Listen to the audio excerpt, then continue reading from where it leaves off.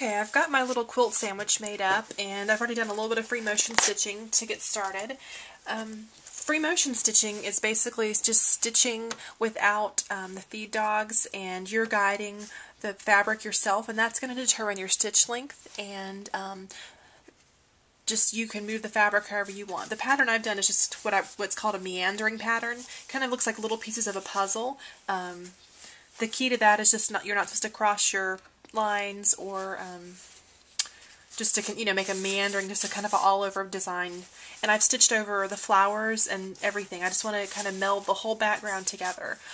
The way to set up your machine will vary depending on what kind of machine you have, and most machines these days you can drop the feed dogs.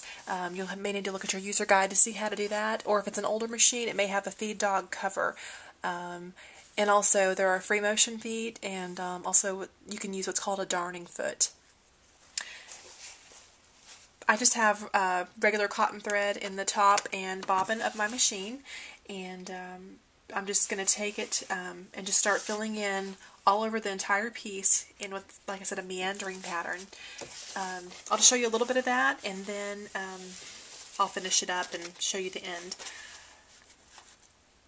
The first thing I always make sure I do is to lock my threads, and I'm going to take and pull the bobbin thread up first. So I'm going to drop my feed dogs and pull this thread up. You don't want to get a ball of thread on the back side, so just kind of get that in place, and then I'm going to lock it by stitching in place several times. Just going to kind of pull that out of the way and start stitching. Stitch slowly at first to get the feel of it, and I would definitely, if you've never free motion stitched, I would suggest that you practice on a sample first, because it does take a little getting used to. Think of it as drawing with a needle, because however you move the paper, the needle is your pen. So whatever you draw by moving the fabric is the design you're going to have. I also like to work with the needle down so that my lines stay even. If you're having a lot of trouble, go slowly, but actually stitching faster has better results for me. So I'm just going to start stitching and filling in all the areas. I do slow down a little bit whenever I approach where the intersection is with the paper or a flower, because I want to make sure that that stays down.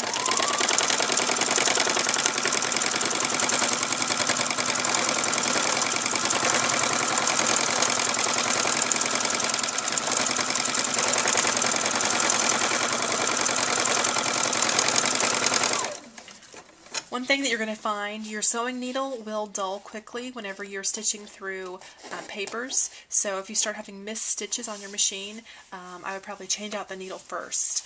You also probably need to check your tensions, because your tension will vary depending on the thickness of your project. This isn't perfect, but since this is just an art quilt, I'm not going to worry about it. It looks like because of the little bubbles on the back, I probably need to tighten the upper tension slightly. But because of all the thicknesses, I'm just going to leave it, because the top looks really good. So that's a basic, just a very quick overview of how you do free motion stitching. And there are a lot of different tutorials and books available for more information on that. I'll finish stitching this, and I'll be back with you in a few minutes.